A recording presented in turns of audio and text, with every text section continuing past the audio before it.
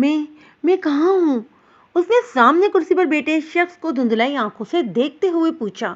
سر پر موجود بلب کی روشنی میں وہ بے مشکل اپنی آنکھوں کو کھولنے کی کوشش کر رہی تھی، جو دوائی کے زیر اثر اب بھی بند ہو رہی تھیں۔ نہ جانے کیا دشمنی تھی، اسے یہاں کیوں لایا گیا تھا، لیکن یہ بھی اندازہ ہو رہا تھا کہ سامنے بیٹھے شخص کے ارادے کچھ ٹھیک نہیں، تبھی تو وہ رسیوں میں جکڑی اس نیم اندھیرے کمرے میں موجود تھی۔ میں تم سے کچھ پوچھ رہی ہوں، کیوں باندھا ہے مجھے؟ کرسی پر بیٹھی وہ چلائی، ساتھ ساتھ رسیوں سے جکڑے ہاتھوں کو آزاد کرانے کی کوشش بھی جاری تھی۔ اے شوکری، چیخ نہیں، سمجھی؟ ورنہ میں بھول جاؤں گا کہ تو ایک عورت ہے۔ کمرے میں کرخت آواز گونجی تھی۔ اس صنف نازک نے اپنی آنکھوں کو کھولتے ہوئے شخص کو دیکھنا چاہا۔ بلب کی چپتی روشنی نے اس کوشش کو پھر ناکام بنا دیا تھا۔ زندگی چاہتی ہے تو منہ بند کر کے بیٹھ۔ اس کے چہرے پر نظریں جمائے وہ کرخت لہجے میں بولا، کون ہو؟ کیوں مارنا چاہتے؟ ابھی بات مکمل بھی نہیں ہو پائی تھی کہ ایک بار پھر وہ بے ہوشی کی طرف جانے لگی۔ سامنے بیٹھا شخص خاموشی سے اس کی بند آنکھوں کو دیکھتا رہا۔ چند لمحے گزرے کہ اپنی کرسی سے اٹھ کر دھیرے دھیرے قدم بڑھاتا وہ اس کے پاس آیا اور ہاتھ بڑھا کر اس کے چہرے پر آئی زلفوں کو کانوں کے پیچھے کرتا زیر لب بڑبڑایا، وہ کیوں مارنا چاہتا ہے تجھے؟ وہ اسپتال کے کمرے میں بیٹھی بے بسی سے اپنی ماں کو دیکھ رہی تھی، جو کینسر کے باعث ایک بار پھر اسپتال میں موجود تھی۔ ڈاکٹر انہیں جواب دے چکے تھے، جس کے بعد سے اس کا دل کر رہا تھا کہ پھوٹ پھوٹ کر روئے، لیکن جویریہ کی طبیعت کے باعث وہ خود پر ضبط کرتی ان کی باتیں سن رہی تھی۔ آئمہ، تمہیں گھر جانا چاہیے، کافی تھک گئی ہو، اس حالت میں تمہیں اپنا خیال رکھنا چاہیے، وہ نجیب سی آواز میں اس کے بھرے بھرے وجود کو دیکھتے ہوئے بولی۔ لیکن میں آپ کو چھوڑ کر کیسے جا سکتی ہوں؟ اس نے پریشانی سے جویریہ کو دیکھا، جو تیسری چوتھی بار اسے گھر جانے کا کہہ چکی تھی۔ حسان ہے نا میرے پاس، تم جاؤ، انہوں نے کہتے ہوئے 17 سالہ بیٹے حسان کی طرف دیکھا، جو کرسی پر بیٹھا خاموشی سے ماں بہن کی گفتگو سن رہا تھا۔ ٹھیک ہے، پر کوئی بات ہو تو حسان مجھے فوراً کال کرنا، وہ کہہ کر اٹھ کھڑی ہوئی اور ان دونوں کو الوداع کہتے اسپتال کے کمرے سے باہر نکل گئی۔ اس کا دل اداس تھا، بے حد اداس۔ کہنے کو تو جویریہ اس کی سوتیلی ماں تھی، لیکن انہوں نے کبھی اپنے سگے بیٹے حسان اور آئمہ میں فرق نہیں کیا تھا۔ آئمہ کی ماں سیما اس کی پیدائش کے دوران ہی خالق حقیقی سے جا ملی تھی، جس کے باعث رمیز شیخ نے آئمہ کو سنبھالنے کی خاطر اپنی سالی جویریہ سے شادی کر لی تھی، مگر 3 سال پہلے ہارٹ اٹیک کے باعث وہ ان تینوں کو روتا دھوتا چھوڑ کر اپنی آخری آرام گاہ میں جا سوئے تھے، اور آج 3 سال بعد جویریہ بھی اسے خود سے دور جاتی محسوس ہو رہی تھی۔ اسے خود پر قابو پانا بے حد مشکل لگ رہا تھا، اس لیے فوراً ٹیکسی لے کر گھر کی طرف روانہ ہو گئی۔ مائی وائف، تم رو کیوں رہی ہو؟ اسپیکر سے احتشام کی متکرر سی آواز ابھری۔ گھر آنے کے بعد وہ آرام کے گھر سے بیڈ پر لیٹی تھی کہ احتشام کی کال آ گئی۔ ڈاکٹر جواب دے چکے ہیں، وہ بولی تو آواز بھر آ گئی۔ تم رونا تو بند کرو، اس طرح اپنی طبیعت خراب کر لو گی۔ ایک کام کرو، گھر سے باہر نکل کر قریبی پارک میں چلی جاؤ، وہاں تمہارا دل بہل جائے گا، بہتر محسوس کرو گی۔ آئمہ تخلیق کے مراحل سے گزر رہی تھی، اس لیے احتشام اسے چپ کراتا ہوا بولا۔ وہ اس وقت اسلام آباد میں تھا، مگر صبح سے کئی بار کال کر چکا تھا۔ میں ابھی اسپتال سے آئی ہوں اور اب سونے لگی ہوں، بعد میں سو جانا، گھر سے باہر نکلو، تمہاری اپنی طبیعت ٹھیک رہے گی تو تم حسان اور جویریہ آنٹی کو سنبھالو گی، وہ نرمی سے بولا۔ ٹھیک ہے، میں آتی ہوں، شاید اس سے کچھ ہلکا پھلکا محسوس کرنے لگوں۔ اس نے حامی بھر لی۔ گڈ، اب باہر جاؤ، پھر واپس آ کر مجھے کال کرنا، بائے۔ مسکرا کر کہتا وہ کال کاٹ گیا۔ ان دونوں کی شادی کو 5 سال ہو چکے تھے۔ آئمہ کراچی کی رہنے والی تھی، جبکہ احتشام کا تعلق اسلام آباد سے تھا، لیکن 7 سال پہلے کاروبار کے باعث وہ کراچی آیا ہوا تھا، جہاں اس کی ملاقات رمیز شیخ سے ہوئی تھی۔ چند ماہ میں ان کی اچھی خاصی جان پہچان ہو گئی تھی، جس کی بنیاد پر رمیز شیخ نے احتشام قریشی کے ساتھ مل کر اپنا چھوٹا موٹا سا بزنس شروع کرنا چاہا۔ اس دوران احتشام کا ان کے گھر آنا جانا کافی بڑھ گیا تھا۔ جب بھی وہ ان کے گھر آتا تو اکثر اس کا سامنا آئمہ سے ہو جاتا۔ انہیں غیر ارادہ ملاقاتوں میں جہاں دونوں کے درمیان بے تکلفی کی دیوار گری، وہیں دل کی سرزمین پر چاہت کی کلی کھل اٹھی۔ جویریہ اور رمیز کو بھی کیا اعتراض ہونا تھا، دیکھا بالا کاروباری لڑکا تھا، موقع غنیمت جان کر انہوں نے فوراً اس رشتے کے لیے احتشام کی امی کو ہاں کر دی، اور یوں آئمہ 20 سال کی عمر میں آئمہ رمیز سے آئمہ احتشام بن گئی۔ آئمہ نے گہرا سانس لیا اور اپنی چادر اوڑھ کر گھر سے باہر نکل گئی۔ اس کا دماغ بالکل معاف ہو رہا تھا، وہ یوں ہی ख्वाहिश दिमागी से सड़क पर चल रही थी कि अचानक एक वैन उसके सामने आकर रुकी। इससे पहले कि वो कुछ समझकर किसी को मदद के लिए पुकारती, इनमें से एक आदमी ने तेजी से वैन का दरवाजा खोलकर उसे अंदर की जानिब खींच लिया।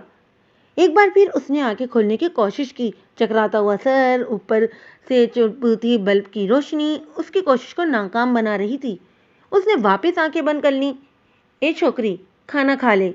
दरवाजा खोलकर अंदर आता आदमी उसे एक नज़र देखकर नजरें झुका गया। आयमा ने बेमुश्किल आंखें खोलकर उसे देखा, जो कम से कम 15-16 साल का लड़का था। उसके हाथ में खाने की ट्रे मौजूद थी। आखिर मैंने क्या बिगाड़ा है? मुझे क्यों बांधा है यहाँ? उसे देखकर चिल्लाई। बास ने कहा है तुम्हारे इस हालत में चीखना चिल्लाना अच्छा नहीं, खाना खा लो। वो कहता हुआ आगे बढ़ा और उसका दायां हाथ खोलने लगा ताकि वो आसानी से खाना खा सके, जबकि आयमा उसकी बात सुनकर हैरत से उसे देख रही थी। कैसे अजीब किडनैपर थे, जहाँ एक तरफ उसे अगवा किया गया था, वहीं दूसरी तरफ उसकी हालत का ख्याल भी रख रहे थे। मुझे नहीं खाना, मुझे जाने दो, वो एक बार फिर चिल्लाई। बॉस आएंगे तो उनसे बात करना, फिलहाल खाना खाओ, 10 मिनट बाद आऊँ तो प्लेट खाली मिले। ट्रे उसकी गोद में रखकर वो कमरे से बाहर निकल गया। आयमा ने एक नज़र अपने दाएं हाथ पर डाली, जो रस्सी की कैद से आज़ाद था, और दूसरी बाएं पर अभी भी कैदी बना हुआ था। वो मुश्किल एक हाथ से निवाला बना बनाकर हलक से उतारने लगी। अजीब बेबसी थी, लेकिन इस हालत में नखरे भी तो नहीं दिखा सकती थी, वरना कभी इस खाने को हाथ न लगाती। खाना खा लिया उसने? सोफे पर बैठा शेर अफगान अपने सामने खड़े नियाजी को देखकर पूछने लगा, जो अदब से सर झुकाए खड़ा था। जी बॉस, खाना खा लिया है। ठीक है, तुम जाओ। वो कहता हुआ खुद भी सोफे से उठ खड़ा हुआ और राहदारी से गुजरकर उस कमरे में आ गया जहां आयमा रस्सियों में जकड़ी चीखने चिल्लाने में लगी हुई थी। तुम आखिर बताओगे क्यों लाए हो मुझे यहाँ? शेर अव्वन को देखते ही आयमा ने रोते हुए पूछा। चुप, बिल्कुल चुप। जो पूछ रहा हूँ बस इसका जवाब दे। पहले के मुकाबले में वो अब जरा नरम लहजे में गोया हुआ और उसके सामने रखी कुर्सी पर आगे को झुककर बैठ गया। वो क्यों मारना चाहता है तुझे? उसके पूछने पर आयमा रोना धोना भूलकर उलझन भरी नजरों से उसे देखने लगी। कौन मारना चाहता है मुझे? मैंने तो किसी का कुछ नहीं बिगाड़ा। शेर अफगन जो कुर्सी पर आगे को झुककर बैठा था, पीछे हुआ और कुर्सी से पुश्त लगाता बगौर उसके चेहरे को देखने लगा। बिलाशुबा सामने बैठी लड़की खूबसूरत होने के साथ साथ मासूम भी थी। फिर न जाने इस शख्स की इससे क्या दुश्मनी थी जिसने उसे मारने के लिए शेर अफगन को पैसे दिए थे। कौन मारना चाहता है मुझे?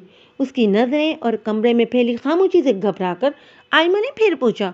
शेर अफगन चंद लम्हे मजीद उसे देखता रहा, फिर ठहरे हुए लहजे में बोला, तेरा शौहर। लिविंग रूम के सोफे पर बैठा वो आराम से टीवी देख रहा था जब मोबाइल की बजती टून ने उसकी तवज्जो अपनी जानिब मुबत्तिल करवाई।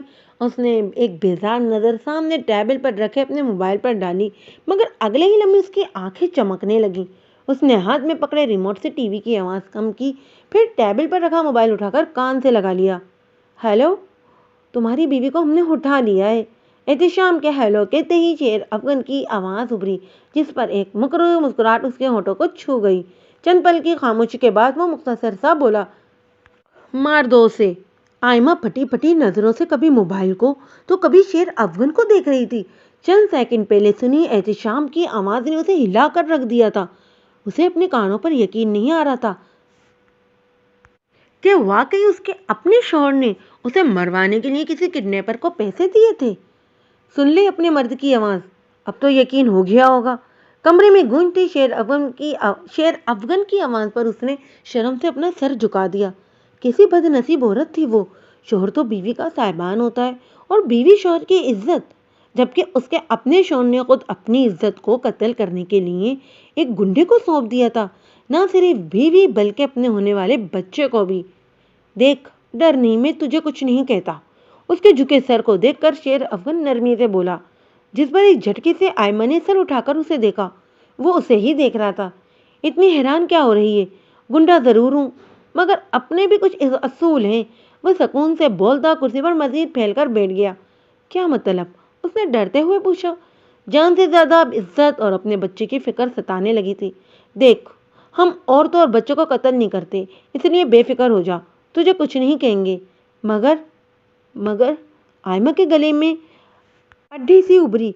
न जाने वो इस मगर के आगे क्या बोल दे। कहा ना डर नहीं, तुझे बस 1-2 दिन इधर रहना होगा, سکون سے بولتا وہ آئمہ کا سکون غارت کر گیا۔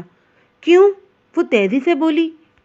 کیونکہ تیرے شوہر نے آدھی رقم دی ہے، پوری رقم تیرے قتل کے بعد، اس لیے جب تک پوری رقم نہیں مل جاتی تجھے نہیں چھوڑ سکتے، وہ کہتا ہوا اٹھ کھڑا ہوا۔ آئمہ نے بے چینی سے اسے دیکھا۔ بے فکر ہو کر رہ، کوئی تجھے کچھ نہیں کہے گا، بس جیسا کہہ رہا ہوں ویسی کرتی جا۔ آئمہ کی پریشانی کو بھاپ پر وہ اسے یقین دلاتا ہوا بولا۔ جانتا تھا ہر شریف لڑکی کو پہلی فکر اپنی عزت کی ہی ہوتی ہے۔ وہ چند لمحے وہیں کھڑا اس کے جھکے سر کو دیکھتا رہا، پھر خاموشی سے پلٹ کر کمرے سے باہر نکل گیا۔ باقی کے پیسے کب تک بھیج رہے ہو؟ صبح ہوتے ہی اس نے احتشام کو کارڈ ملائی تھی اور کوئی بھی دوسری بات کیے بغیر سیدھا مدعے پر آیا۔ میرا کام ہو گیا؟ پلٹ کر سوال کیا۔ شیر افغن نے موبائل کان سے ہٹا کر تعصب سے نفی میں سر ہلایا۔ آئمہ کے لیے افسوس ہو رہا تھا، وجہ تو وہ نہیں جانتا تھا، پر یوں ایک شوہر کا اپنی بیوی اور ہونے والے بچے کا قتل کروانا اسے اچھا نہیں لگ رہا تھا۔ بس تھوڑی دیر میں تمہارا کام مکمل ہو جائے گا اور اس کے بعد مجھے میرا پیسہ چاہیے۔ ٹھیک ہے، 3 بجے تک تمہارے اکاؤنٹ میں پیسہ پہنچ جائے گا، لیکن قتل کے وقت اس کی چیخوں کو اپنے کانوں سے سننا چاہتا ہوں۔ احتشام صفاقی سے بولا۔ اتنی سی بات، تم لائن پر رہو، ابھی تمہاری خواہش پوری کر دیتا ہوں۔ یہ کہتا ہوا وہ صوفے سے اٹھا اور کمرے سے باہر نکل کر راہ دیری سے گزرتا اس دروازے کے سامنے جا کھڑا ہوا۔ ہاتھ کے اشارے سے اپنے بندے کو دروازہ کھولنے کا حکم دیا، جو تابع داری سے سر ہلاتا فوراً دروازہ کھولنے لگا۔ شیر افغن اندر داخل ہوا، جہاں وہ رسیوں میں جکڑی بیٹھی تھی، مگر کل کی نسبت آج وہ تھوڑا پرسکون نظر آ رہی تھی۔ لو، اپنی بیوی کی آخری بار آواز سن لو، کہنے کے ساتھ ہی اس نے ہاتھ میں پکڑی پستول آئمہ کی جانب اٹھائی، جو حیرت سے شیر افغن کو دیکھ رہی تھی۔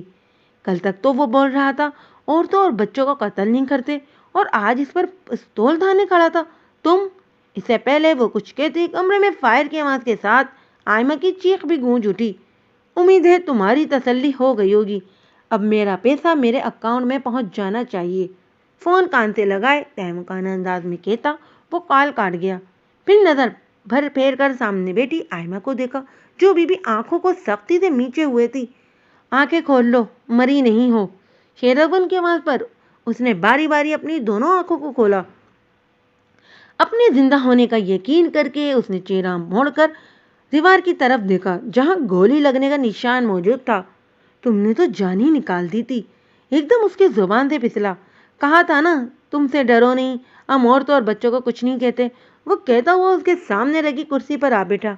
آئمہ کو اس کے بدلے ہوئے انداز پر حیرت تھی، جو تو سے تم پر آ گیا تھا، مگر اس نے چہرے کے تاثرات سے واضح نہیں ہونے دیا۔ ویسے میں تمہارے بھائی کو بھی جانتا ہوں، اس لیے تمہیں اغوا کیا تاکہ تمہارے شوہر کی اصلیت بتا سکوں۔ اور یہ لگا آئمہ کو ایک اور جھٹکا۔ تم میرے بھائی کو کیسے جانتے ہو؟ میرے خیال سے تم لیاری کی رہنے والی ہو، تو یہ کہ میں بھی لیاری ہی کر رہتا ہوں۔ اکثر تمہیں تمہارے بھائی کے ساتھ آتے جاتے دیکھا تھا، جب کبھی تم اسلام آباد سے کراچی آتی تھی تو اپنی سوتیلی ماں اور بھائی سے ملنے۔ وہ اس کے تاثرات کو بغور دیکھتا ہوا اس پر ایک انکشاف کر گیا۔ آئمہ حیرت سے اسے دیکھ رہی تھی کہ ماں کے ذکر پر اسے اسپتال میں موجود جویریہ یاد آ گئی۔ ماما، کیا میں اپنی ماما سے بات کر سکتی ہوں؟ نہیں، ابھی نہیں، 3 بجے تمہارا شوہر پیسہ میرے اکاؤنٹ میں بھیج دے گا، اس کے بعد تم یہاں سے جا سکتی ہو۔ وہ کہہ کر اٹھا اور دھیرے دھیرے قدم اٹھاتا اس کے سامنے جا کھڑا ہوا۔ آئمہ نے سر اٹھا کر اسے دیکھا۔ گلے میں ایک ہڈی سی ابھری کہ تبھی شیر افغن نے اس کے چہرے پر آئی لٹ کو کان کے پیچھے کیا اور کچھ بھی کہے بغیر کمرے سے باہر نکل گیا، جبکہ